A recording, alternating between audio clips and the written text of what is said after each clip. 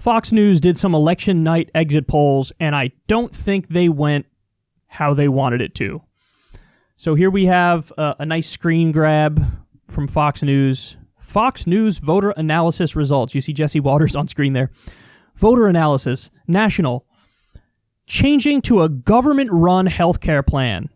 Strongly favor 39%. Somewhat favor 33%. Somewhat oppose 14%. Strongly oppose 15%. So in other words, changing to a government-run healthcare plan. Favor 72%. Oppose 29%. 72% want a government-run healthcare plan. I need you to understand something. That question was phrased to scare people off of saying yes, and they said yes anyway. It's all in the framing, guys. So if you were to say, oh, do you want socialized medicine? That makes it more likely people say, no, I don't want that. I don't want that. But if you say, here, I'll give you a more benign framing. Do you want universal health care? People say, oh, yeah, absolutely. Yeah, duh. The way they phrase this, I would argue, is perhaps even more nefarious than socialized medicine. Government-run healthcare plan. Government-run. It sounds like, oh my God, the government's going to make all the decisions for you and you can't even pick your doctor. This is crazy. That's what it sounds like. 72% favor, only 29% oppose. We're getting to the point where even when they try to frame it in a misleading way, the correct side wins. Now, that's not a hard and fast rule, just so everybody knows. You will see instances where things are phrased in a misleading way and the results will be misleading. But this is an instance where people even overrode the misleading framing of it, which is hilarious. Now, I have some more for you. Voters in the Fox News exit polls, they were asked about Roe versus Wade. 71% of the country supports Roe versus Wade. They don't think it should be reversed. They think it should stay as is. Only 29% oppose it. U.S. gun laws, this is an interesting one. 55% in the Fox News exit poll say this country needs more strict gun laws. 55%. And then another one that's kind of interesting here is on illegal immigration. They asked people about a pathway to citizenship, whether or not they want a pathway to citizenship for immigrants. 72% say yes, there should be a pathway to citizenship. So I think they were fishing for more conservative answers, and they simply didn't get it, which, gets back to my main thesis, which I've been talking about relentlessly, which is it's kind of sad that Democrats, to the extent they're winning, they're just eking out these wins over the Republicans, when Democrats actually have a built-in advantage on the policy issues that they're supposed to believe in. It's you go down the line and it's virtually every issue. I mean, maybe there are a handful of ones where the Democratic position, or what's supposed to be the Democratic position, isn't favorable, but almost all of them, the Democratic position is favorable.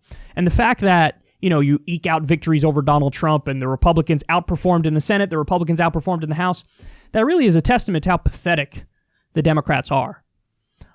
Because if you're efficient and you're effective and you really believed in these things and fought for them, you'd win in honestly, FDR-style landslides in every election. In every election. FDR only lost like 2 states in 1936. Two states. 2. Because people realize, oh my God, he's helping us. He's fighting for us. He's doing the New Deal. He wants to give people jobs. He wants to give people hope. He wants the second Bill of Rights, which is basically an economic Bill of Rights. Give people a right to medical care and a job.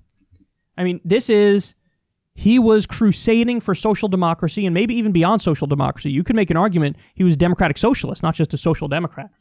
So the last time we had a social democratic president, he won 4 times, and the Republicans had to come up with term limits because they thought we'll never be able to beat these guys again if we don't have term limits.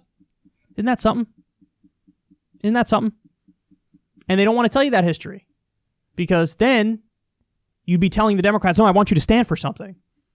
See, the Democratic Party, post-Reagan, and definitely with Bill Clinton and onwards, they became the triangulation party, the centrist party. They almost embraced the label of we're corporatists and we're center-right as opposed to the far-right Republicans. And they viewed that as like, oh, we'll always split the difference. We'll always be above the fray. We'll always find the middle path, and that's how we win.